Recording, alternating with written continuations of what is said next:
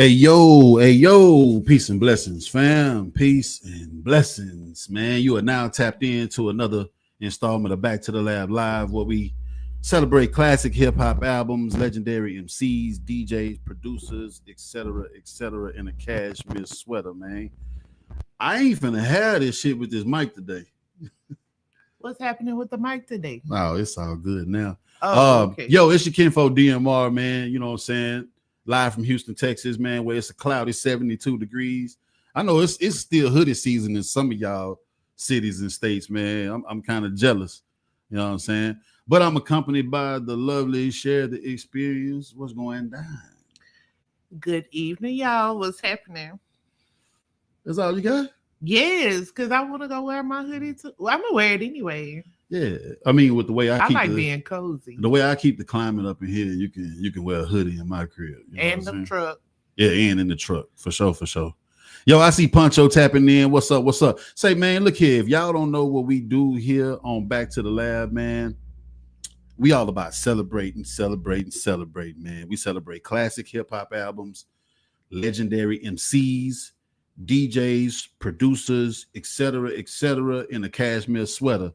And when I say etc., I'm talking about the people who are not like hip-hop artists, but they are influenced to hip-hop. They are influenced to the culture. And or they done something when it comes to hip-hop. I don't care if they used to carry the crates for the DJ or, give a nigga a ride to the club. I don't care what you did, man, but bodyguard. Yeah, the bodyguard. Like, yeah, as a matter of fact, we're gonna have to start doing some research on who they bodyguard. Popular bodyguards of some of these stars, man. You know what I'm saying? Yeah, that's a good topic. Jot that down in your mental notepad. But yeah, man, I got a special guest in the building, man. I got my fam, man, my Brooklyn brother, man, Triboro Gigalo. He gonna be tapping in just a couple of minutes, man. Just a couple of minutes. We got a couple of topics, but then we got albums to talk about. And we got an album of the week that we got to figure out, what that's gonna be. But first and foremost, man, let me what should be the first thing I say? It is March 3rd, which is De La Day. You know what I'm saying? This is De La Soul Day right here. You know what I mean? So big love to the crew, man. Paz, you know what I'm saying? Maceo, rest in peace to Dave. You know what I'm saying? And shout out to Prince Paul too, man. He don't never really be getting no shout outs, no mentions, man. Shout out to Prince Paul, man, because he the main reason that De La Soul is known like they know, man. You know what I'm saying? Yeah. Shout out to Prince Paul, man. And last week, or sometime last week, was the anniversary of A Prince Among Thieves. Y'all know I always talk about that, and that is like one of the dopest concept albums ever. And somebody asked me what was my favorite song. It's got to be Welcome to Weapon World, the Kool Keith, you know what I'm saying, from the Ultramagnetic MCs. That nigga there, Kool Keith is a monster. He ain't everybody's taste, but, whenever you on some bullshit, put that Kool Keith in, it's gonna hit right, you know what I'm saying? But, yo, I think I'm about ready to get to it. Do we have any preliminary stuff that we got to get into before we bring trial up and we talk about these albums? I would like to give a rest in heavenly peace, losing Angie Stone. Exactly. Yes, man. Rest in peace, Angie Stone. Man, they already got conspiracy going on behind that, but we could do a live another thing about that. Yeah. And I would say she fits into the etc., but no, she was with a hip hop group way back in the day, signed to Sugar Hill Records. You know what I'm saying? The Sequence, right on up. That was my jam. Yeah, man. Rest in peace, man. Rest in peace, Angie Stone. Damn, shout out to D'Angelo. You know what I'm saying? Because they got a kid together. Yeah, he hurt. Hold your head, fam. You know what I'm saying? But I think Angie Stone, my favorite song from her was that Black Brother song. And she said something about the niggas that was locked up. She was like, a lot of my brothers got education. Hey, you got your Wall Street brother. You own the corner brother. Yeah, she was hitting that motherfucker, man. I love me some Angie. Angie, we gonna miss you, man. We gonna miss you so much. Hey, yo, share this live with your peoples, man, because we about to talk some hip hop, man. We celebrate classic hip hop albums, legendary MCs, DJs, producers, etc., etc. in the cashmere sweater.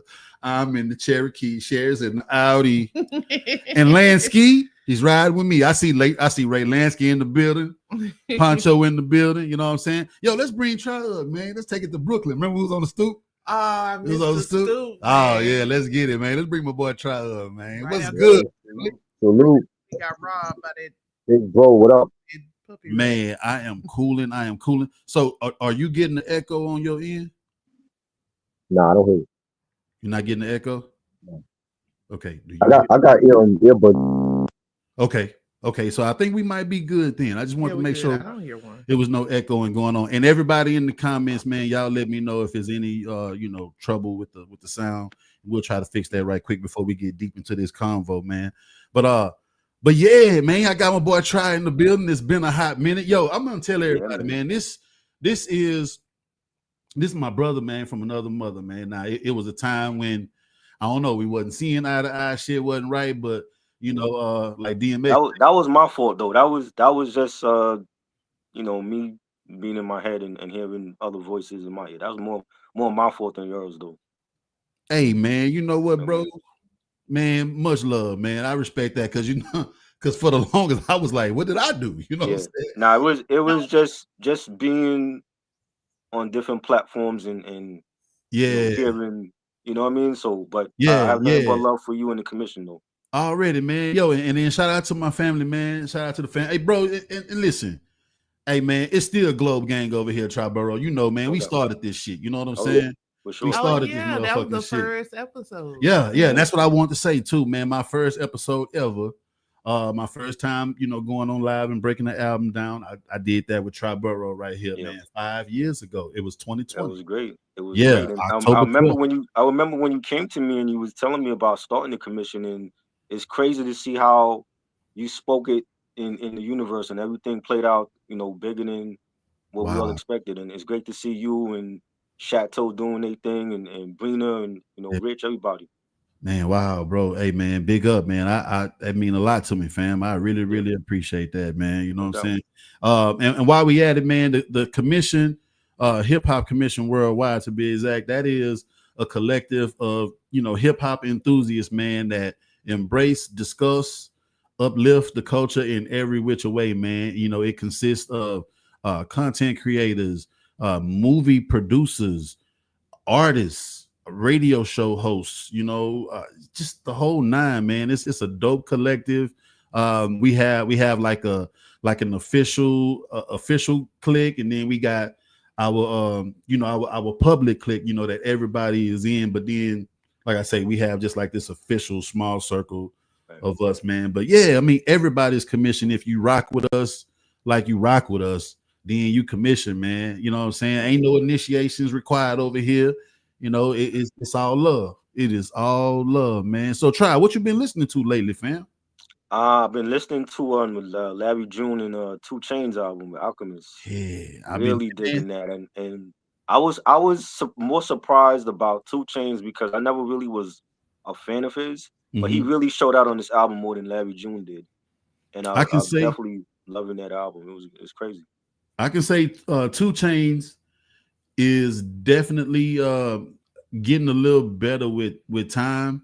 Yeah. Lyrically. Now he was always buzzing. I mean, I'm not gonna say he wasn't buzzing and he wasn't hot, but like lyrically and full bodies of work. I mean, he's really stepping up his game, man. I gotta shout out the boy 2 Chainz, aka Titty Boy, man, ATL. You know what I'm saying? But yo, we got some fam up in the building, man. Like, Cher's mic'd up. She right here. We got Ray Lansky in the building. We got Poncho. And throughout the show, man, y'all bring people in if y'all can, man. Share this. And we welcome everybody up in this motherfucker, man. You know what I'm saying? Yeah. So Try. So I said earlier it's Daylight Day, man. Do you have a favorite Daylight album? It's always a tie for me. I mean, like when the first Daylight album came out, I was like in 5th grade, and I grew up with that album. And then the second one, by the time Balloon Monster came out, I was in high school already. Okay. So I love those. The Stakes is High. I think their first 4 for me was like their best stuff. But I mean, it's hard to just pick one. That's right. You That's know, right, man. I love all 4 equally. Even their latter stuff. The Grind Date was dope, and Yeah. Artificial Love Intelligence Grind was Day. dope. So I love Grind if I Day, got to man. pick one, I'm gonna go with De La Soul is Dead because it was Okay. just so different from what we all expected for the sophomore release, and I love the production on that. Right on, man. I would probably say if I had to pick one, the one I bumped the most is Grind Date. You know what I'm saying? Grind Date was dope. Shopping bags, rock cocaine flows, shit like that. So much more like that. That just touched me. But I did bump Balloon Mind State, and I had to do a review on that. And I do remember 3 Feet High and Rising from being a kid. Yeah. And I mean, who can forget me, myself, and I? Oh yeah. Plug Tuning. That beat on Plug Tuning is just so fucking classic, bro. You can't get that one out of your head once you hear it. Boom, boom, boom, boom. That bitch be bumping. If I had some woofers in my shit, oh yeah, I get a Disturbing the Peace ticket all the time, man. And shout out to the boy K-Man 51 just tapping in. You know what I'm saying? Salute. Big love to you, fam. All right, man. Let's get into it. So you was tapped in last week, and you heard us talking about the Beanie Siegel. You know what I'm saying? That was my album of the week last week. Yeah. Man, such a classic. What you think about that album though, fam? I love it. I think Beans early on, like I first heard about Beans from Volume 2. When Volume 2 came out, when Jay dropped that, he had like a bonus CD with that. And he had there was a Beanie Siegel freestyle on the bonus CD. So that was like my introduction to Beans, and then everything after that. The Truth album was great. Kanye on that album, and Just Blaze on that big. Just Blaze. You had the Mac and Brad joint, which because it was such a great collab with him and Scarface, they talked about doing an album together. That unfortunately never came out, but to Remember Them Days with Eve, I love it. I think it's a classic. Ooh, man, so classic, man. Yeah, big love to Beans, man. I love Beans. And it was said that he was the one that gave Kanye the name Ye. You know what I'm saying? Yeah. And was it Yeezy? No, it was Yeezy. Yeezy. They say Beans was the one that gave Kanye the nickname Yeezy. Yeah. So it was this big rumor going around that Kanye wanted to, break him off like millions of dollars, you know what I'm saying, because of what the Yeezy brand blew up to be. So and when Kanye had the car accident, when he broke his jaw, he was coming from a recording session with Beans. For the Truth album? Yeah. I don't know if it was for the Truth or it was for, I know he had a recording session with Beans, and like he was driving, he fell asleep at the wheel, and he had the accident. Right on, man. Yeah, that is crazy. Reason why I brought Beans up, man, is because the first album that I want to get into is a collaboration album. This was my matter of fact. Let me let it be known that every album that I'm talking about today was my very first time listening to them all from beginning to end. You know what I'm saying? Right. So, and that's what I always love about music, man. And I swear I can't thank God enough for just not making music spoil. Like music is gonna be art forever. Now some shit ages well and some shit don't, but I love a good quality album, man, that you can put on 20, 25, 30 years later and bump that joint and have conversations like this about it. You know what I'm saying? Yeah. So the first album that I want to get into, man, wow, this is a dope album right here, man, to me. But not my album of the week, though, and let's drop it. Check it out, y'all. We got the collaboration album between Beanie Siegel and Freeway called The Rock Boys, man. What did you think about this album? Did you bump it? I never heard that. I thought that was just like a mixtape album. I never heard it. I didn't see it in the stores. Right. Bro, this it had a pretty good sound to it. Okay, so just drop some real facts real quick. March 9th, 2010 is the official release date. So that's coming up this week. And all the albums that we're gonna be discussing, the anniversaries fall this week. You know what I'm saying? That's what we do here at Back to the Lab. It's just like on a week by week basis, So March 9th will mark the 15th anniversary of this album. It was on sickness.net and E1 with production by the Batcave, State Property, and Main Event West. You know what I'm saying? Man, pretty dope album to me, man. It had a couple of bangers on it. Had a couple of bangers. Now you can tell that it's like to me, you can tell that it was like a 2010 joint. Not to say anything is wrong with that. It's just, well, number one, with the clarity of Beanie Siegel's voice, you can tell that it wasn't like very recent, you know, especially when he started losing the voice and everything. But did you bump it? How'd you like it? I mean, it was cool. Like at that time, I know Freeway was doing a lot of mixtapes. You know, Beans was dropping a lot of mixtapes. You know, so that for me went under the radar. But they always had great chemistry. Like, you know, back when Rock the Mic came out, you know, and they introduced State Property, that was a great collab with them. And you know, over the years they've had like great collabo songs. So that, you know, I definitely think that was slept on. Yeah, man. I think it was a pretty cool album. I got a few standout tracks that I want to point out real quick. Now the intro was cool. The intro boss was cool, but I was kind of stuck on that song, the last two featuring Young Chris from the Young Guns. Yeah. Man, at first it was Freeway and Young Chris going back and forth with the bars and shit. Kind of reminded me of a Styles and Jada. Right. You know, Mac and Brad type shit, man. But then at the very end, then Beanie Siegel came on and then he kind of closed the song out. Right. And that was a very, very dope track right there. Beat was hard. Matter of fact, let me see who had produced that one, that segment. So it says the production was State Property, but I don't know who exactly was doing the beats for them, you know what I'm saying? But yeah, they gave State Property. That was different because I know, like, for the first two State Property albums, it wasn't them. It was more like they had Just Blaze and Bink and everybody else. Right, man. Did you have a favorite from State Property? As the album or the members? No, the group. Like the group. Who was your standout cat in the group? Probably Beans. I think Petey, because Petey brought like a different energy to the group when he appeared on the Chain Gang album. Yeah, he had like a different energy, and his flow was just different. He didn't sound like nobody in the group. Yeah, and then like you said, he brought a different vibe. Yeah, and that is absolutely correct because you wouldn't have thought anybody from State Property would have been featured on a Neo song. You know what I'm saying? Right. And Petey Crack was on that joint, man. Shout out to Philly. Shout out to Petey Crack, man. Yeah. Dope member of the clique, man. Back Your Boys Down was another one of my favorite. Let me see who produced that one. Track number 6. Oh, another State Property track. I wish they did tell us exactly who did what. Yeah. But Back Your Boys Down was featuring Jack Frost. You know, it sounded like somebody from up there around your way. You ever heard of Jack Frost? I've heard of I know Jack did some stuff in the past. I'm not familiar with his discography though. Okay. Yeah, I'm gonna have to do a little bit more homework on Jack Frost because he definitely represented on that joint. Back Your Boys Down. Good track, man. I want to say Cypher was a good one too.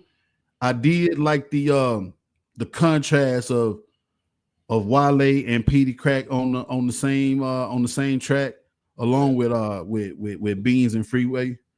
Dope track. So check out Cypher for anybody out there that want to go bump this album. But the one that really fucked me up, man, was the song Average Cat, which was quoted the Jay-Z diss. You know what I'm saying?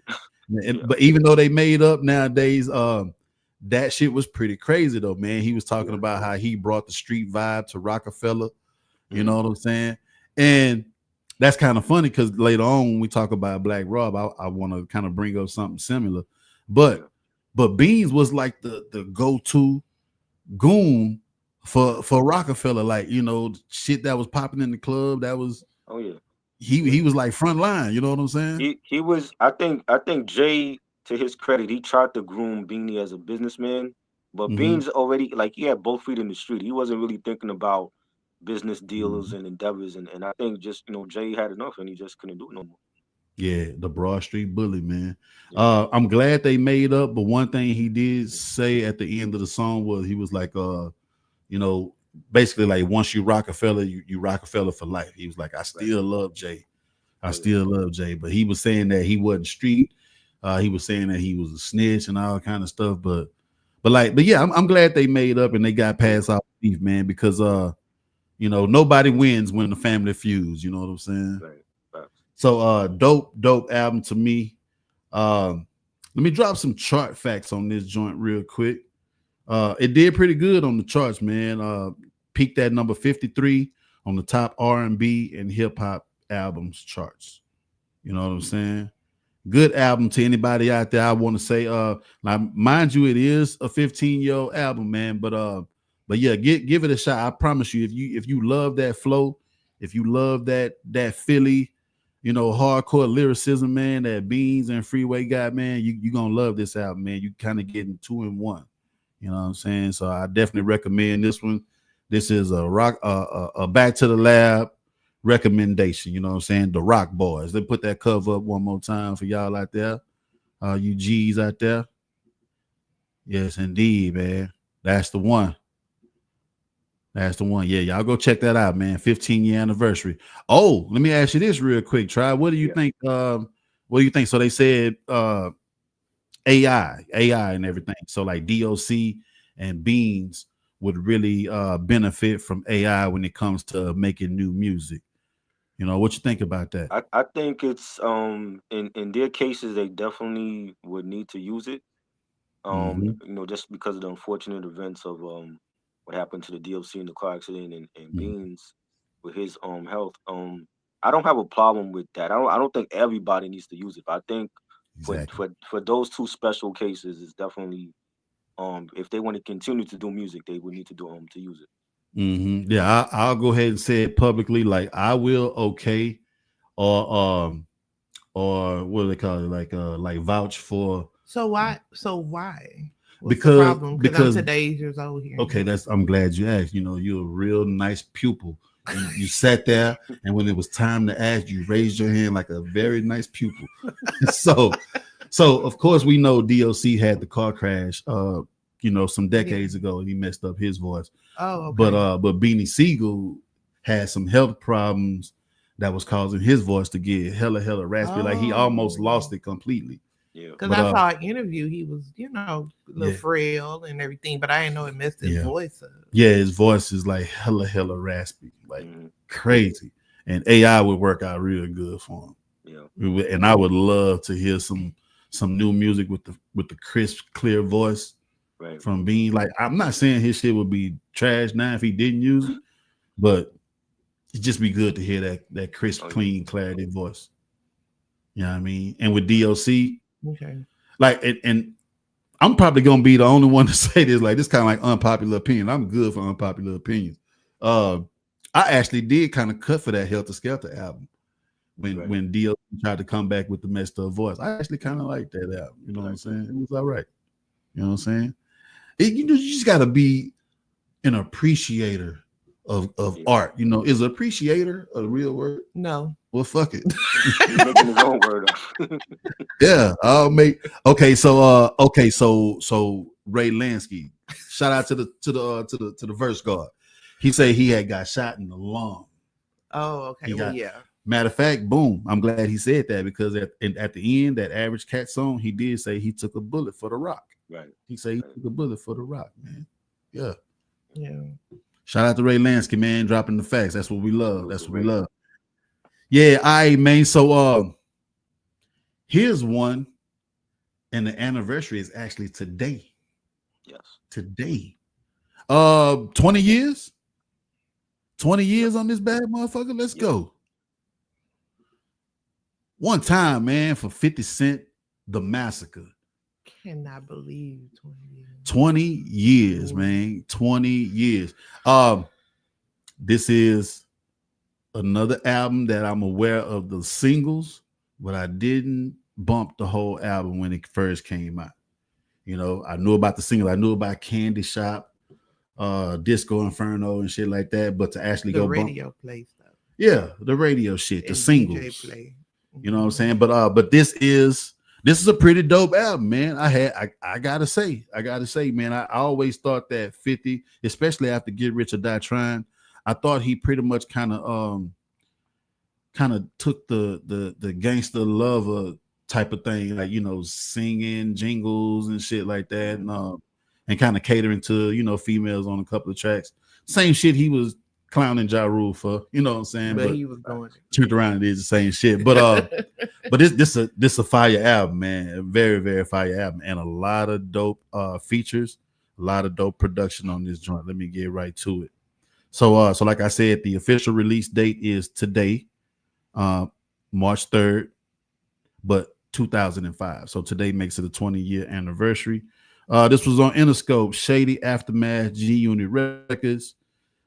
Production on this joint, man, Cool and Dre, Buck Wild. That go Buck Wild again. Remember we were talking about digging in the crates a couple of weeks ago. Yep. You know, High Tech. Shout out to High Tech, man. Midwest. What is he from? He from Cleveland or Cincinnati, right? Cincinnati. Yeah, Cincinnati, man. Shout out to High Tech, man. Cincinnati. And Scott Storch, man. You know, he produced Candy Shop on this joint. Hella hot album right here. The singles that came from this was Disco Inferno. Mama, show me how to move it. Go ahead, put your back into it. You know that song, don't you, Cher? Yep. Okay, all right, cool. Of course. And you know Candy Shop. Of course. You know, just a little bit. All I really need is a little bit. Yeah. Yeah. And then there was another single dropped from this album called Out of Control. You know what I'm saying? So man, talk to me about how was New York around this time, man? Oh man, how was New York around this time? We was definitely awaiting the album. Like I actually got it here. This is like another cover for this. I don't know if you okay, alternative cover. Yeah, it has like a bonus DVD. Nice. We were waiting. I mean, because like the Get Rich or Die Trying, like that was everywhere. And then how was he gonna top that album? And exactly. You know, he did his thing with this. He had like the right singles, Candy Shop drops that blew up just a little bit. He had the Out of Control remix with Mobb Deep. You know, and then we were hearing the stuff like on the mixtapes. Like they were playing, you know, Ski Mask Way and This Is 50 and Guns Come Out. So I loved it. I think it was a classic album, and I think he even topped, you know, Get Rich or Die Trying, and it was a great album. So sonically, do you think it was a good sophomore? Did it top? Oh yeah. Did it top the debut to you? Definitely. That his first three, like people forget Power of the Dollar, even though that was shelved.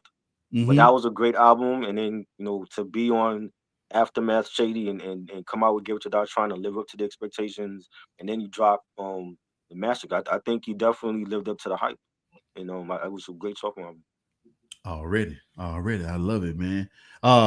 Yo, it's a lot to unpack when it comes to this album, but I did pick out some bangers from this joint, man. And when I mentioned my standout tracks from this album, tell me what you think when you hear the title. All right. So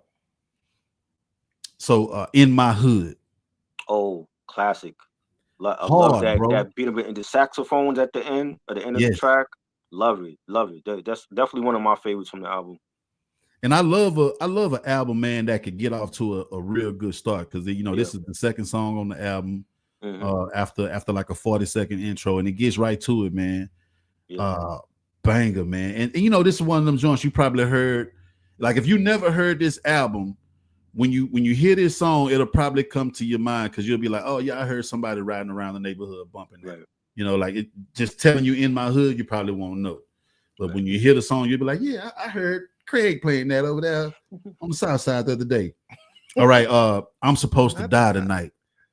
That was fire too. That was crazy. What you say? Well, what you don't like that speaking shit into existence type stuff? Like what? Yeah. Well, I mean, you know, when a nigga like that take 9 shots? 9? Mm-hmm. You know, you got to talk about it. I guess you kind of. You know what? Actually, you kind of feel bulletproof. I'm not gonna say that. It's like testimony. Okay, yeah, okay. Because I ain't never took no motherfucking shot, and not to mention not even 9 shots. So, but that would probably make a nigga feel like he can't be stopped though. You know what I'm saying? Yeah. So that was probably him taunting and just you know, lyrically just kind of like, you know, talking this shit. Y'all niggas was supposed to kill me, but you know, look at me, I'm still here. This a dope one right here, and you know, 50 he gonna troll a motherfucker, man. He gonna talk his shit. Social media was the best thing that ever happened for this dude, man. Yeah. Piggy Bank, yeah. Piggy Bank is one of them ones. I was crazy. I think he called Jadakiss a Ninja Turtle on that one, and it was crazy to hear that, you know. But I mean, that was 50. Like, he always had humor, even with the diss songs. Like, if you hear How to Rob, he was dissing people, but he had the witty lines, you know, in that song. And yeah, Piggy Bank was crazy.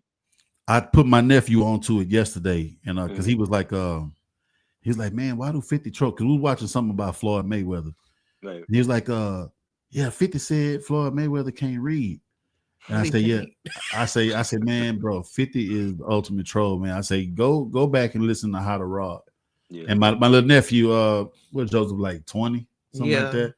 And he had never heard of it. And I was like, yeah, you go listen to that and then get back with me. I say he was talking about robbing Biggie, Big Pun, Missy, you know, Missy, Lil Kim. And my nephew was just sitting up there like, what? Yep. I'm like, bro, go do your homework, man. Crazy track, man. Not one of my standouts, but I do just want to mention it real quick. What'd you think about Gatman and Robin with Eminem? I love it. Yeah. Eminem, like, I mean, they needed a video for that, because that was like, I could see a video where M is dressed up in like the Batman and Robin outfits. He's done that before with Dre, and, right? That would have been a hilarious video, and that was a dope song too. Yes, sir. Yes, sir. Get in my car. Classic joint. Love the beat for that. You know, a lot of rappers were like using a lot of the beats on this album to do their freestyles too. So that was a dope one. I love that one, man. And Ski Mask Way. Ski Mask Way. I love the sample for that. It's real. It has like a real 70s soulful sound to it. Yes, sir. And he's talking about, you know, doing his stick ups and all that. Is classic 50. I'm telling you, bro. This is. I mean, I wouldn't say that it's kind of like ride music, like kind of like get you in the mood to go do some shit. But I could see how somebody would probably get, you know, influenced by it and go do some shit. But for real niggas that really just love music and, you know, to love to hear niggas spit and talking shit, like this is a very enjoyable album, man. 20 years later, and there's so many songs left. That was just kind of like my top 5. But I'd love to hear like some of your standout tracks from the album. Rada music, the one that High Tech produced. I love that beat for that. Like the bass line, it's groovy. It's just like a song that you throw on and just ride to it. Like, that's always been one of my favorites. Like I said, Guns Come Out. That beat was used a lot for different people freestyling over it. This Is 50. That was another good one. I love that beat for that. And he just set off the album right with that. And it's so, like, the whole album to me, like, I don't think there's any skips on this album. Like, he was just in his bag at that point. And everything that he was coming out with, like, even still doing the mixtape stuff at that time, it was phenomenal. Yeah, bro. You know, a cat that's so polished like that, you know, I mean, and I'm only saying that because of what we know about him now. Right. You know, he very professional, like straight to the jaw, like he gonna take care of his business. But with this being like a sophomore album, he was professional enough, but still gutter. Yeah. You know what I'm saying? Like it was polished, but it was still a nice listen to a hood nigga. You know what I'm saying? Quick question. Yeah. So with you being from NYC, do you feel like, you know, because he did a lot of work with Dre and everything, do you feel like he had lost his New York swagger, or you can still detect it, like you still hear? No, he definitely had it. Like, what I like about 50 was he wasn't just for New York. Like, he could collab with a West Coast artist or down South artist, and he saw the vision already. You know what I'm saying? And a lot of New York artists didn't do that. And you know, salute to him for thinking outside of the box and saying, well, even though I'm from here, I'm gonna have my music be universal. Yeah. So if I want to collaborate with UGK or with Outkast or with Snoop and the Dog Pound, I'm gonna do that. That's right. That's how you're supposed to do it. It's supposed to, represent the whole culture globally and not just, regional. You know what I mean? So yeah, I don't think he lost his New York swag. I mean, he was carrying New York at this time when we didn't get nothing from Jay really. Like Jay was in his executive bag. Okay. So he was, signing artists at Def Jam, and Nas was doing his own thing, but 50 was like the biggest thing over here at that time. So right on. He definitely represented New York well. Okay, good. I'm glad to hear it because coming from a down south cat, like I really couldn't tell if he had lost it or not, and and I hear about a lot of artists that sign a deal with a label that's pretty much based on a different coast or based in a different city, and they start working with them type of producers. But looking at this production list, like he had production from everywhere, from Florida, the Midwest, East Coast. It was ridiculous. Yeah. But sometimes people get called out for their affiliations, and people start saying that the sound is starting to come out different because you over there with them niggas so much. Yeah. Your shit starting to sound like that. Like he still had that Southside Queen vibe to you though. Right. Real shit, man. Let me drop some. Oh, did you want to say something? My bad, fam. No, I was saying like, okay, like you see how 50 did it and collaborating with different artists, regional. Fat Joe, on the other hand, where he is from the Bronx, and he ditched his, DITC's sound for Cool and Dre, and he stayed on that sound, and he started to sound like he was from Florida. Yeah. For a long time until he came back. But I get what he was doing. He was going after radio play, and he had some hit records during that time. But it's like he kind of lost his sound from here, whereas 50 kept his sound. That's right. And people that I talk to and I tell them about DITC, like Cher, for instance, she had no idea that Fat Joe was part of a hardcore, like New York collective. You know what I'm saying? She had no. She was like, "What? You talking about leaning back, Fat Joe?" I'm like, "Yeah," but like if you would have heard like Fat Joe the Gangster and like You Got a Flow Joe, it's nothing like nothing like now. Nothing like them joints that he be popping out with now, man. With Ashanti. Like brown liquor versus daiquiri. I know the daiquiri Fat Joe. I didn't know the brown. That's liquor. A good motherfucking analogy right there. Yeah, with an umbrella. Yeah. So Fat Joe's recent music comes off like a daiquiri, but the DITC shit hit hard like brown liquor. Yeah. I love it. You're gonna give your back to the lab degree. You just a junior right now. You still got one more to go. I'm gonna point out some chart facts and some rating facts real quick. And the shit is crazy when it comes to charts. I'm just gonna say he damn near topped all of the charts that I'm about to mention. Australian albums chart, the Belgian albums chart, Canadian, Dutch, Danish, European, French, German, Greek, all of the above. But to be a little bit more specific, when it comes to the US, he came in at number 1 on the Billboard 200, the US top R&B and hip hop album charts, and the top rap album charts. All number 1s, you know what I'm saying? And as far as certification goes, you want to do the honors and tell him how many times? How many did he sell? I want to say the album went diamond. How many did he sell? 6 million copies, 6 man. Million. Wow. Okay. 6 million. Quintuple platinum. But it was platinum in Australia, 3 times platinum in Canada, double platinum in Denmark, double platinum in Germany, double platinum in Ireland, triple platinum in Russia. Wow. Yeah, man. This guy's something else with this album right here. Oh, and some rating facts real quick. Now we know what we rated, we know how we like it, but just to hear some so-called professionals tell it, The Guardian gave it a 1 star out of 5.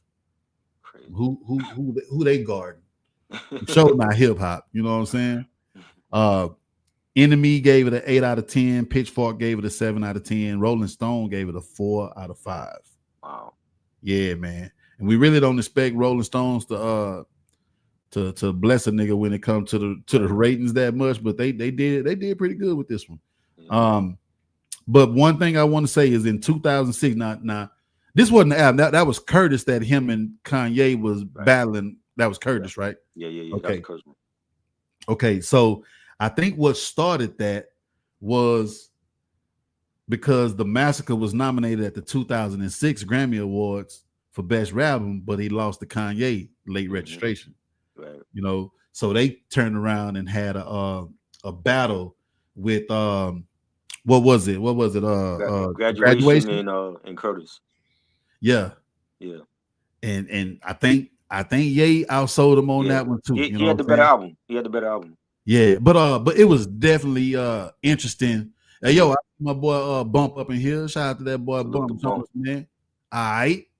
But it was definitely interesting, man, to hear two top tier artists have a friendly little battle, man. You know, it's kind of like when you bring certain elements of hip hop back to the forefront, back to the table.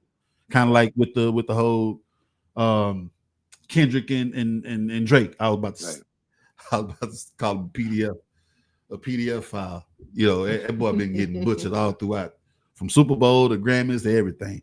But yeah, man, when it comes to this 50, man, this is another recommendation right here, man. Good Back to the Lab recommendation. If you're familiar with the singles, do yourself a favor and just go ahead and just bump the whole album, man.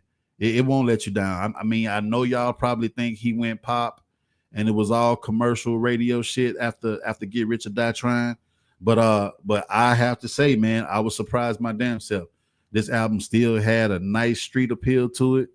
Even though he did have some nice radio hit, you know, Candy Shop just a little bit. I'm not mad at them joints at all.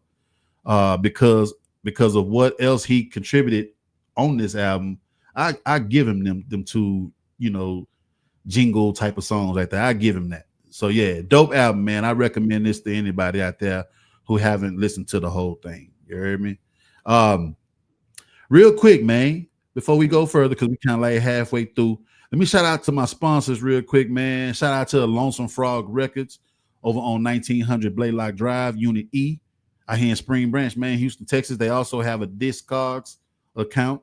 Look them up on Discogs, and they're also on the World Wide Web, man. LonesomeFrogRecords.com. Check out their inventory. Hip hop, soul, R&B, whatever, man. If you're into production, they have a lot of albums that I'm pretty sure you can get some good samples off of.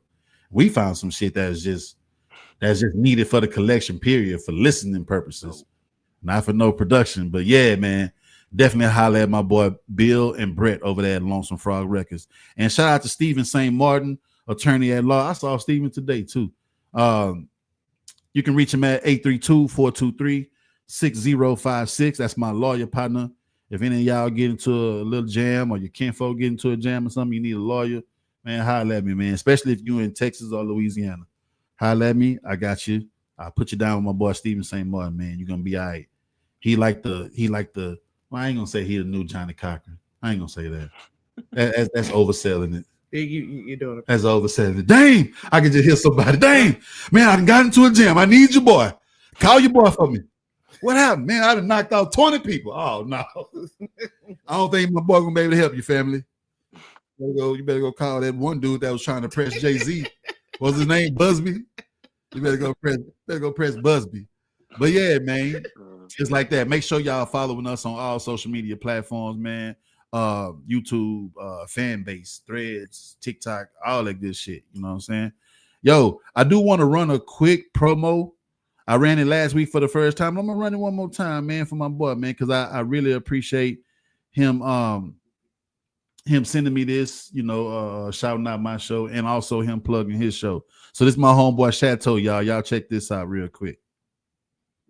Solicitation without desperation was happening, man. It's your Philly play cousin Chateau Carter tapping in. Remind y'all, Back to the Lab podcast with Mont Kinfolk DMR, one of the hottest hip hop podcasts around. Every Monday night live, 9 p.m. Eastern, 8 Central, Facebook Live, YouTube, the official Instagram page Back to the Lab, as well as the Back to the Lab merch. Tell them Chateau sent you, you dig. And also, check out my new show, Break Room, every Tuesday at 11 a.m. Eastern, 10 Central on the Beat Radio, onthebeat247.com. Hit me up on Instagram at chateau.onthebeat. My main account, Chateau Carter LLC. And also I got the merch too at chateaucarter.com. You know what I'm saying? 2025, we all the way up. Let's get it. Yes, indeed. Yes, indeed. So shout out to my boy Chateau, man. You know what I'm saying? Triboro, man, real quick. Let's tap off into some of the stuff that you've been getting into before we get to these last two albums. So you're still doing your thing on YouTube with the podcast. I'm gonna be doing. I'm doing more live streams on Instagram because like my following is bigger on Instagram now. Okay, but I'm still gonna do like videos here and there on the YouTube channel though. Right on. So tell people about that ain't rap podcast. That ain't rap podcast. I started it in 2018, and it's basically like a platform to celebrate, you know, the many great things that I love, you know, growing up in the 80s, 90s, and just to talk about anything. If I want to go live about politics, I'm gonna go live about that or whatever, sports, comics, and bringing on other content creators as well, and it's been great. I was just gonna say that. So my man's, for y'all that don't know, man, my man's is into wrestling, sports, man, comics, and not just hip hop too. My man is very fluent when it comes to like R&B, pop, like all the old school oldies but goodies. Like my man is well versed, man, when it comes to this music. A lot of y'all like to call me a historian and this and that. But I got to take my hat off to this guy right here, Triboro, because I'm telling you, if it's something that I don't know, I swear to God, I'll call this dude and be like, yo, such, whoa. And he know, and he got my back, man. So that's what we all about. Hey, yo, man, I see that boy Foul Al up in here, man. Al, what up? Yo, what up, Foul Al? Foul Al say he about to start releasing music again on y'all funk ass, man. So yeah, y'all tap in with Foul Al too, man. Another Far Rockaway legend right there. You know what I'm saying? All right, fam. Well, let's get back to it, man. Let's get back to it. So we just got through talking about 50 Cent, the massacre. Let's keep it G-Unit, man. Let's keep it G-Unit real quick. This was my first time ever hearing about this mixtape. I had never, ever heard it. Never, ever heard about it. Didn't even know about it. And let's get right to it, man. This is The Beast is G-Unit. You know what I'm saying? This mixtape from the G-Unit clique. As you can see, Young Buck. What's my man name? Kid. Yeah, Kid. I was about to call that nigga Kid Gutter. But that was that other nigga from New Orleans, Gutter. You see 50 right there, Lloyd Banks, Tony Yayo. Man, dope little mixtape right here, man. Dope mixtape. Did you ever hear this one, Try? I heard it. I don't remember none of the songs on it though. Okay. But I did hear it though. All right. So yeah, this is a 10-year anniversary right here, y'all, man. I would definitely recommend this one too, man. I would definitely recommend this one too. You go check this one out. I did pick out a few tracks from this one also, but it's short though. It's a short album. It's like a mixtape. It is a mixtape, you know. Let me pull up some facts on this album. The official release date is again today, March 3rd, 2015. Positive reviews, man. Everybody loved this album. Dope production on here, fam. Honorable C note, Jake 1, just to name a few. You know what I'm saying? All Music gave it a 3 out of 5. Hip Hop DX gave it a 3.5 out of 5, and Double XL gave it a 4 out of 5. You know what I'm saying? It's not a mixtape, it's an EP. I'm sorry, it's an EP. Yeah. You know, because EPs are still official, just a shorter list of songs. Mixtapes are unofficial, you know what I'm saying? Where they can use samples without clearing them and all that good shit. But this EP debuted at number 27 on the Billboard 200, selling a cool 18.5 in the first week. You know, for a short EP, man, with the money that he already got, ain't nothing wrong with that at all. Not a lot of songs, about 6 songs on this joint. I was feeling ballin'. I was feeling doper than my last one, and it's crazy because both of them songs were produced by producers I had never heard of. But number 2, I'm Grown, was produced by Honorable C Note, and I mean, dope track. but like I say, balling and doping in my last one, them was the joints that I pretty much cut for on there. And he also had, a couple other songs on there, Bring My Bottles, Boy, and Choose One. You know what I'm saying? So yeah, y'all go check this one out too. Go check this one out. It peaked at, like I said, it peaked at number 3 on the top R&B and hip hop. It peaked at number 3 on top rap albums, number 2 on the U.S. independent albums, and number 15 on digital albums. You know what I mean? So yeah, y'all check that one out if y'all love them. If y'all love G Unit, I don't think G Unit gonna ever fade away, fam. May not be long living like a Wu-Tang or something like that. Right. When people start talking about clicks and certain like record labels and clicks and everything, like G Unit always come up. You ever see them one gotta go memes? And they be like, right. One click has to go. They'll be like Death Row, G Unit, Dipset, shit like that. Like nobody ever say G Unit gotta go. Right. Never, ever, man. So what you think about G Unit as a whole, fam? As a whole, I mean, they were great. Like they came, I mean, that was 50's childhood friends, Banks and Yayo, and they came up together and became rich together. He held Yayo down when he was locked up, and Banks, you see what he's doing now away from the G Unit. He's coming out with great music, and I think they, as a whole, collectively, they definitely are a mainstay, and especially for the mixtape era. They were just, anything they were coming out with was crazy. And when we think of collectives, G Unit, Dipset, D Block, it was State Property. It was they like at the head of that. You know what I'm saying? And shout out to 50, just looking out for his peoples.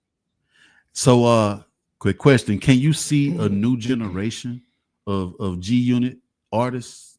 I think eventually they will all reunite. I think Banks will come back and Yayo, and they'll all reunite, and we'll get a G Unit album again. And I mean, because that's childhood friends. I don't think any beef is too serious not to come back from. You know what I'm saying? And I do think they'll come back eventually. As far as like, I see 50 signed artists before. Like he signed when he had the Game coming in, and then that didn't work out, and he left. And then you had Young Buck coming in, that didn't work out, and he left. And then Kid, and I think if we just keep it to Yayo and Banks, like how he started, came in the game with them, I think that's what the fans want to see. Yes, man. Yeah, I did that. So who's your standout guy when it comes to G Unit? Who you like? Oh, Banks. I knew it. And I was talking to my little bro, man, Z Wells, man. Shout out Z Wells. He was like, man, Banks is that guy. Yeah. But he said Young Buck had more range than Banks. Banks was gonna definitely give you the punchlines. Yeah. He had that tone, the tone pretty much never changed with Banks, but like, Buck could give you something hype, Buck could give you something kind of laid back, something to ride to. But just Lloyd Banks just kind of give you the same tone, the same. He's always coming at the same pace. Nothing wrong with that. Right. The punchlines will always have you on the edge of your seat, because the boy being that Buck was like from the South, and he had a flow about him. You know what I'm saying? And I think that's what we liked about it. He's lyrically, he's dope, and I think his first 2 albums on G Unit, Straight Outta Cashville and Buck the World, were great. Yeah. Exactly, man. Yeah, I really like Straight Outta Cashville. Yeah, it's something, like I say, it's something about a debut for me, man. I don't know, man. You can really judge somebody by a debut, man. But at the same time, you got to give them a little bit more room to grow, because like they always say, that debut is your whole life up until that point. That's what your debut is. So then when you drop that, and you done kind of told your story, and then you get out and you live a little bit more life, and you come with that sophomore album, then that's kind of, what we can see if you can really stand the test of time. You know what I mean? So yeah, shout out to the whole G Unit squad, man. And I got to put it out there. This was the second and final extended play ever released from G Unit. You know what I'm saying? But yeah, shout out to them boys, man. So the anniversary is really today, March 3rd. 10-year anniversary on that joint. All right. Before we get to the album of the week, what you got on your mind over here? Well, I want to let y'all know DMR's birthday is coming up. Yeah. Mr. March 18th. If you're in the Houston area, join us. I'm going to make it rain. And in Fifth Ward at Fifth Level Restaurant, hosted by myself, of course, and Mr. Russell, otherwise known as OG Spook. OG Spook. Yeah, y'all see him up there on the wall. That's my OG, man. Him and OG Dewey. They are the founders of Fifth Ward Boys and Fifth Ward Juveniles. Mm-hmm. Staff members, over at Rap-A-Lot Records. So, I always want to show love to OG Spook and OG Dewey for. Hopefully the Fifth Ward Boys, we can get them to come and perform again like last time. We had a good time at that last one a couple of years ago. Yeah. We were low key last year, but yeah, so we had a good time. So I was at Fifth Level. What was it? Weekend before last? Yeah.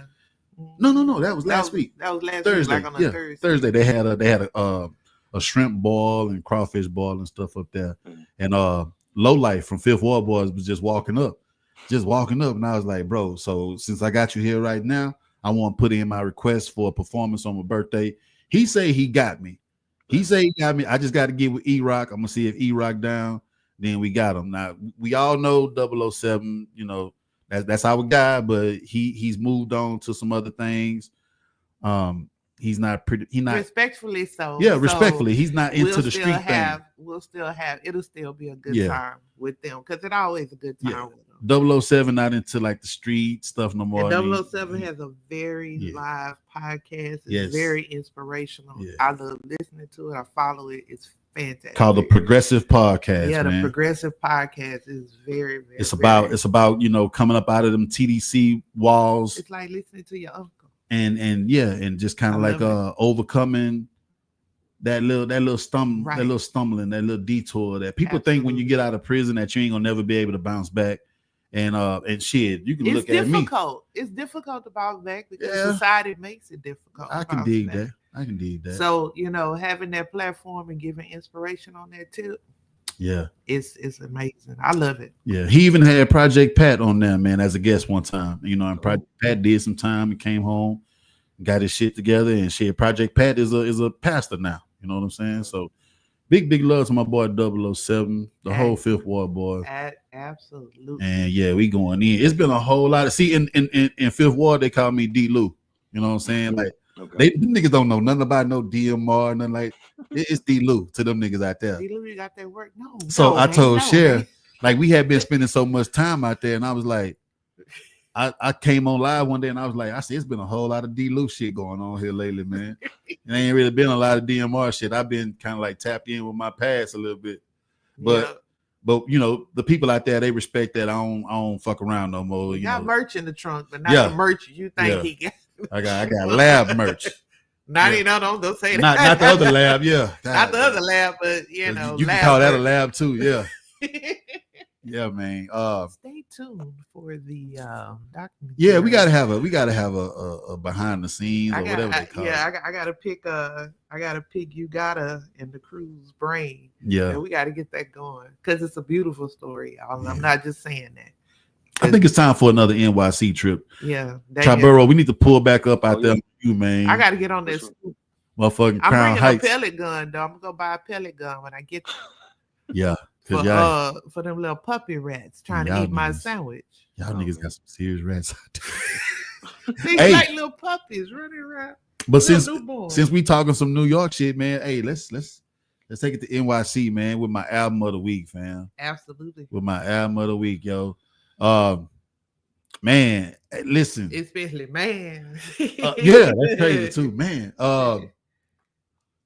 You probably won't hear me giving a lot of bad boy stuff is flowers that ain't Biggie, right? You know what I'm saying? But I mean, because Black Rob did the damn thing on this album, bro. Yeah. Rest in peace, Black Rob. This is my album of the week, ladies and gentlemen.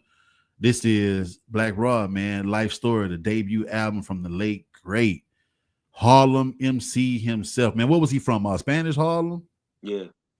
Yeah, man. Rest in peace, Black Rod, man. Dope album. This is my album of the week, fam. 25 years. Triboro, talk to me, man. What was it like out there when that Whoa dropped?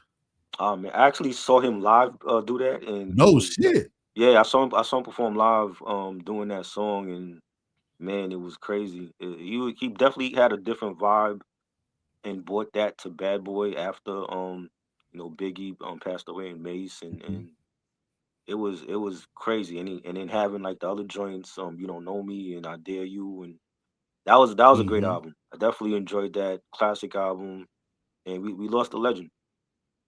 Yes, sir, man. So just to drop a couple of facts real quick. This is the debut album. It was released on March 7th in the year 2000, so it's hitting the 25-year anniversary. It was on Arista and Bad Boy Records. Production on this joint, D. Dot, aka the Mad Rapper. Yo, I'll tell you this, Try. Because I fuck with you. I don't mind telling you. Right. A lot of niggas, they might be like, damn, you know that? But I had no idea that Harvey Pierre was Joe Hooker, the one Joe that was Hooker, yeah. on. Yes, because he sang on I Dare You on the chorus. Yeah. Yeah. I'm like, yo, and I don't remember the video to see remember if he was on the video singing. Yeah. But like I couldn't remember him having an alias and actually being an artist. Also, I always thought he was just a Bad Boy executive. You know what I'm saying? Yeah. As a matter of fact, like one of the first staff members on Bad Boy when Puff left Uptown. You know what I'm saying?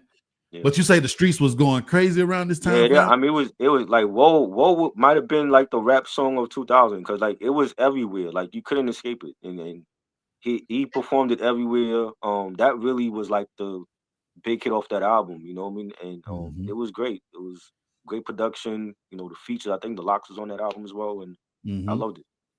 So the song has such an impact that even down here in the South, I don't know if you got my message. I said, listen to this song. I heard it. Yes. Okay. I saw the video for it. Bet. So the man was so influential that Big Mo, ESG, and Big Mo, rest in peace, ESG and Big Hawk, rest in peace. They had took Big the song. Pokey too. Big Pokey? No, Hawk wasn't on that. You're right. That was Pokey. That was Pokey. It was so many goddamn bigs and from the screwed up clique. Big Mello, Big Steve, Big Hawk, Big Pokey. Big ass. And they really was some big niggas. Yeah, they really was some big niggas, man. Ain't like, Big L, who was really a slim nigga, you know what I'm saying? Yeah. Like if a nigga from the South got big in front of his name, 10 times out of 10, that nigga really is big. Money, body, for real, everything. But yeah, man, they made a song called Man. For any of y'all out there, y'all go check out Big Mo. The song is called Man.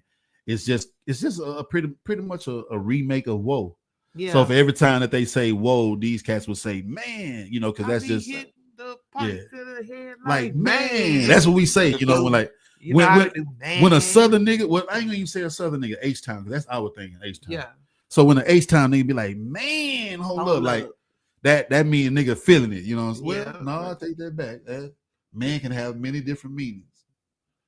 Nigga stepped on your shoe in the club and didn't say excuse me. Man, I'm about to go to the car, get that banger. But fine girl, man, hold up, man. She bad, fam. She holding. Somebody pass away, man. That's my boy, man. You lost on a Tuesday, yeah. Man. You lost some money, yeah. So y'all get the gist. Y'all get the gist, man. Dope ass album, man. Dope ass album. I just like to throw out these professional ratings because I like to show y'all how crazy some of these people be, man, and why we don't need them rating shit from our culture, right. But sometimes they get it right, and I respect it when they get it right. So having said that, All Music gave it a 2.5 out of 5. I don't know who the fuck that was over there. Oh, wait a minute. It does say Roxanne Blanford of All Music. commended Rob's vocal delivery for being reminiscent of the smooth, reserved style of Notorious B.I.G. I was looking for a but. I don't see a but. There's no but. Well, if she said all that, why the fuck did she give it a 2.5? But anyway, Rolling Stones gave it a 3.5 out of 5. The Source gave it a 4.5 out of 5. And USA Today gave it a 3.5 stars out of 4. You know what I'm saying? Man, big up to Black Rob, man. Rest in peace. His certified platinum album selling over 1 million copies. And I think the numbers probably went up more when he had passed away, though, fam. Yeah. It went platinum like only a few months after the album release. So when you think about all that time, what was that, 2000? You think about all that time up to now, and then he passed away. I'm sure it's got to be 1.5 million, maybe even 2 million by now. You know, it's a good party song. DJs be winning when they put that on. Yeah. Like for real. Give me some of your standout tracks from this joint, man. Well, like I said, Whoa, I Dare You, Can I Live? Mm-hmm. I think Espacio was on that. Espacio was cool. They had Kim on the hook. Yeah. Yes, that was a banger too. Yeah, it's the whole album. The whole album was great. Yeah. I will say, man, I was familiar with I Dare You and Whoa. Yeah. But to actually put this joint on and listen to the whole thing, I was like, man, Black Rob was really jamming. Like he was really jamming. Like I heard him some of his features, like for instance, the on the G-Dep joint. I was fish and spaghetti, you know, when that was Through the Hard Way, the Through the Hard Way joint. Yeah, because it was Mark Curry, Black Rob, and G-Dep. Now, and then that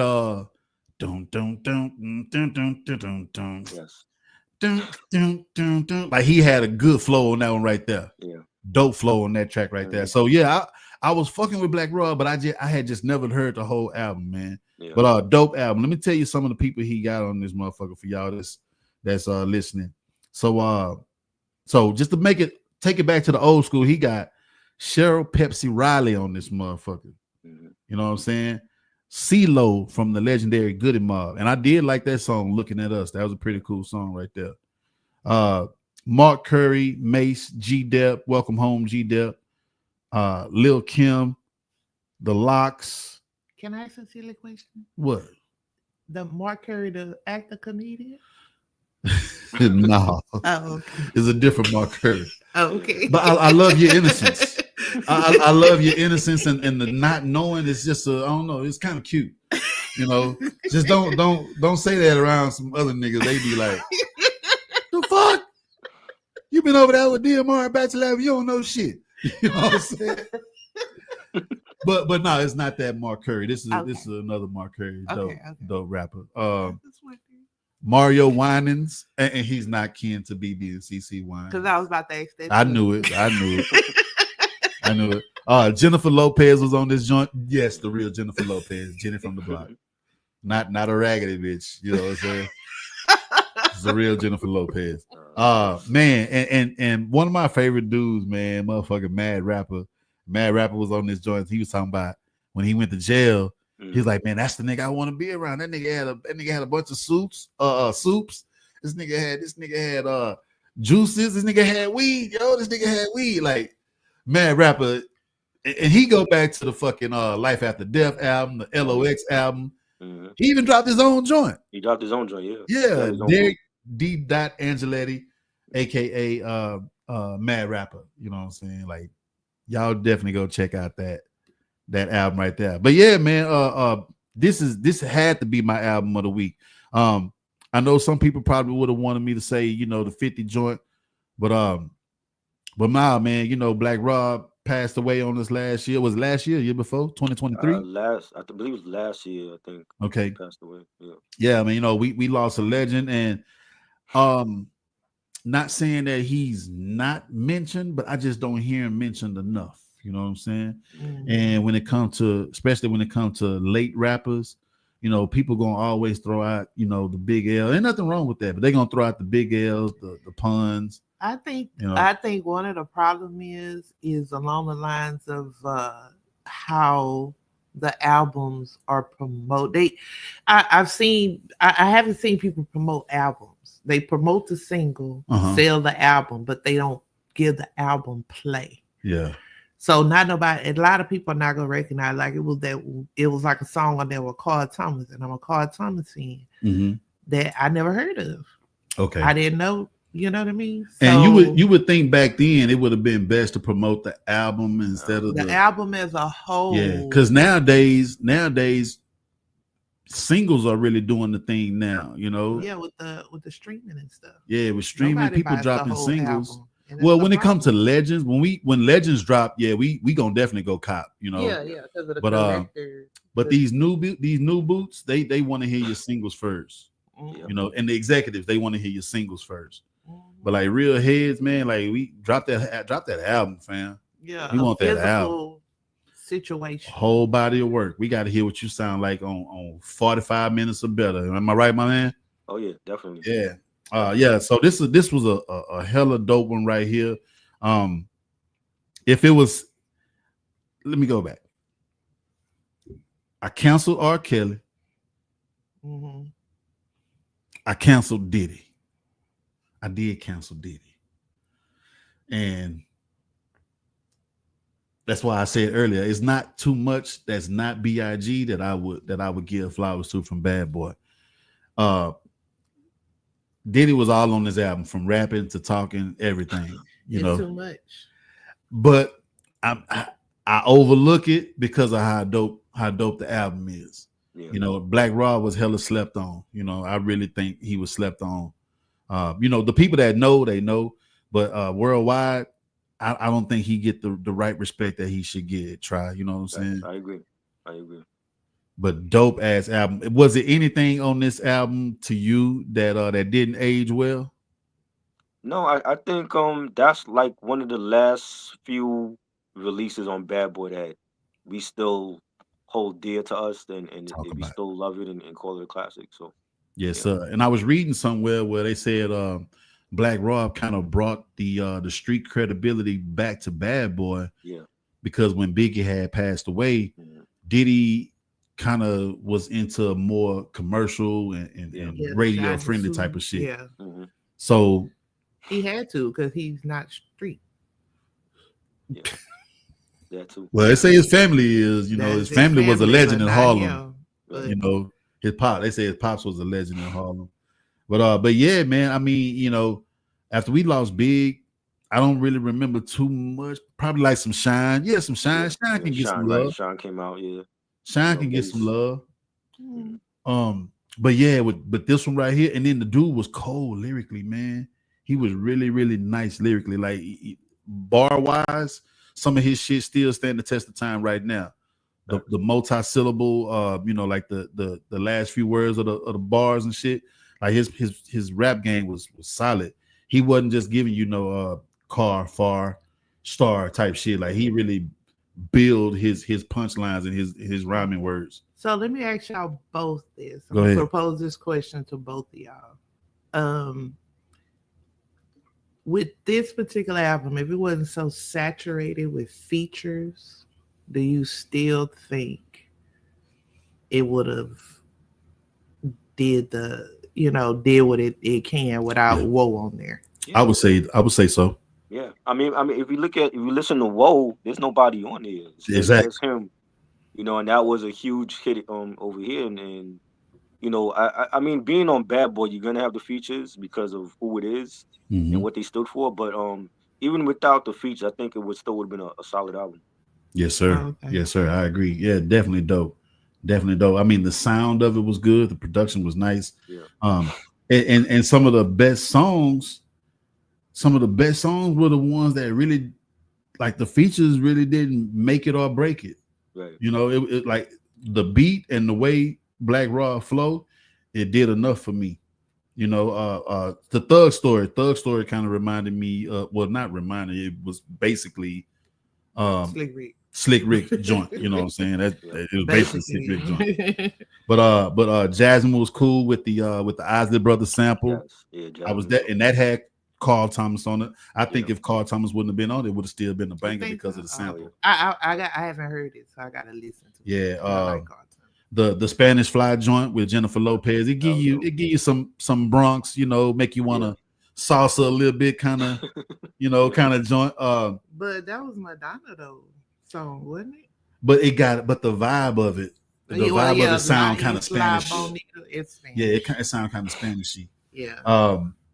Now it's one song on here, man, Muscle Game, and at the end, Diddy was kind of like ranting and shit, talking about, I'm gonna take all your songs off the radio, and I'm gonna erase your social security number. I'm gonna fuck your whole family up. And I was like, yo. So when I asked you, foretelling, that's what he did. Exactly. So when I asked you, I was like, did some of this not age well to you? Like that rant, imitating art. That rant right there did not age well. Just like the video when he was on the jet ski and went jumped on the plane and shit like that. Right. That nigga pretty much like brought that shit full circle in real life. You know what I mean? The shit was just so crazy, man. But seriously, like this was a real dope album. Real dope album. Can I Live was a banger with LOX on it. And so You Don't Know Me and I Dare You with Joe Hooker, aka the motherfucking executive from the label, Harvey Pierre. Like, this shit is just so crazy to me. I saw that shit and I was like, man, I don't know if I missed it. I just wasn't paying attention to something, but I'm today years old, man. Today years old. Looking at Us was dope with CeeLo on it. It was good to hear CeeLo, on a Bad Boy joint, East Coast MC. Yeah. It was good to hear that, man. I think he held his own on there. And I love the storytelling. It's a lot of people that we talk about when we say storytelling, the B.I.G.s, the Scarfaces, the Ice Cubes. But man, this album right here let me know that Black Rob was a dope storyteller, man. Oh yeah. He was a dope storyteller. The life story joint. Like I said, the children's, the thug story. I often call it the children's story. The thug story. Yeah, it's dope, man. It's dope. So I think this one right here needs to be in rotation quite a bit this week, man. Number one, it's a dope album. And number two, just to pay homage, you know what I'm saying? Just to pay homage to Black Rob. I know Diddy all over the joint, man. If any of y'all out there that haven't heard this, don't let the fact that that it's a Bad Boy thing or Diddy is on it. Don't let that distract you from the album, because it still is dope, because Black Rob a dope MC, man. You know what I'm saying? Do you agree? Like, this should have been the album of the week, Try? Oh yeah, for sure. Out of the ones we talked about. It could have went with him or 50, but the Black Rob album was great. So yeah, I don't have a problem with it. Yeah, I definitely want to give it to him, man, because people don't mention Black Rob enough, and the fact that he's no longer here with us to give us dope music, it's a shame, man. And it make me want to go get into the rest of his discography, man, because I saw he still was dropping some shit though. Yeah, he had dropped the Rob Report. I think that was like the second album, and then he went to Boot Camp, actually dropped the album with Boot Camp. No shit. Yeah. Okay, you putting me on then. So the Black Rob Report, that was on Bad Boy also, right? Yeah. Okay. And then I guess that must have been game tested. Yeah, game tested, streets approved. Mm-hmm. Dug Down Music. Yes, sir. Yeah, that's giving me a lot to go back and do some homework on. And I appreciate Black Rob, man. Shout out to everybody that had something to do with that album and putting that album together. Diddy is just another story. You know what I'm saying? Bless his heart. we only got prayers and sorrows and prayers. Yeah, man. Yeah. Triboro, thank you for being with us, man. Thank you for tonight. Yeah, absolutely. Yeah, when you was in the comments last week, I was like, you know what, man? I should have just had my boy up on screen, man, because we talk our shit. We deep dive with some of these joints, man. We've gone, we've gone much more in depth when it comes to other albums and stuff, man. But it's always good to have you on, and I don't want to hold you all night long, man. Appreciate it, man. But bro, man, we gonna have to do this again. Definitely, I'll let you know. Definitely. You know, when I see something coming up that might be a good look for us, you know what I'm saying, fam? Anytime. Definitely, man. Shout out to the whole commission. Yeah, man. Hey, you commissioned. Yeah, you Triboro still commissioned, man. You know what I'm saying? But my boy just probably he pulled the Willie D on us, you know what I'm saying? He pulled the Willie D. He pulled the Willie D. That's all right. It's all good. Then he came back to the Ghetto Boys, you know what I'm saying? Came back to the Ghetto Boy. That's my nigga though, man. I appreciate you, Try. And you know we love you, bro, man. Much love to y'all, man. Absolutely, man. Oh, yo, go ahead and drop your socials real quick, man. Everywhere you can follow me on Instagram, Triboro __Gigalo. That's my other page. My main page I reported, so that's my new page now. And follow me on YouTube, Daddy Rap Podcast, and I'll be doing live streams every week on IG Wednesday nights at 8 p.m. Eastern Time. Hell yeah! Oh yeah! And how did the live go with Rocker Bash, man? Oh yeah, Rocker Bash is dope. Like he's so knowledgeable about a lot of things, and we can go from hip hop to politics or from football, and you know he's dope. I definitely enjoy him doing the live streams. But I mean, you're always welcome. Anybody else is always welcome on there. That's why I leave it open. It's not just me and Rocker, but anybody else can join us too. So right on. So last time y'all talked about like the worst sophomore albums or something like that. That was crazy because some of the picks what was some of the joints y'all brought up? I mean, he brought up Busta Rhymes' second album, and I've always loved it, and I never felt like it was a sophomore jinx, but he didn't like the album. It was I know I brought up the Redman second album, but I do like it. I just didn't think it was a classic though. Well, There's the Dark Side. Yeah, you know what I'm saying? But it was some joints on it. It was just like the bottom half of that album, really. I didn't really care for the songs, but there was some picks that they 16 Bars, shout out to him. 16 Bars had joined us, and Ray Lansky, shout out to him. He joined us as well. But that was a fun live stream to do, you know, and I want to get back to doing like the IG lives again. So already. Yeah. Hey man, once again, man, we appreciate you. We love you, bro. Thank you, man. Love you know what I'm saying? We're gonna tap back in very, very soon. You heard? No doubt. Already, man. Hey, that's my man Triboro, y'all. You know what I'm saying? Y'all show him some love. That's my G right there. All right. Yes, indeed. Yeah, man. This was a good episode. This was a good episode, man. We finna get ready to get up out of this joint. But once again, I do want to make sure that y'all follow us on all social media platforms, man. We are everywhere, man. We're everywhere. Also, make sure you get that merch. Hey, man, we only down to a couple more hoodies. We're only down to a couple more hoodies. On like the wheat. The wheat gonna be out of season, huh? Oh, a special order. You can get a special order, but yeah, man, that wheat, that wheat went hard. Yes, indeed. You got the green, I got the time. You better believe it, man. You better believe. But yeah, I'm telling you, it's so much merch left. Other than the hoodies, like tap in, man. Tap in. The hats, the red, black, and green, you know, like fuck with us, man. You know what I'm saying? We here. And one more time, shout out to my sponsors, Lonesome Frog Records, over on 1900 Blaylock Drive, Unit E. That's Bill and Brett. Tell them Dame sent you. And my man Stephen St. Martin, attorney at law, 832-423-6056. If you get caught in the mix, especially if you're down here in Texas or Louisiana, you need some representation. Have no hesitation and no frustration. Holla at Dame, and I'm gonna hook you up with the representation. You know what I mean? That's a whole lot of text. I know. Back to the labations. You know what I'm talking about? I just had to make it rhyme. You know what I'm saying?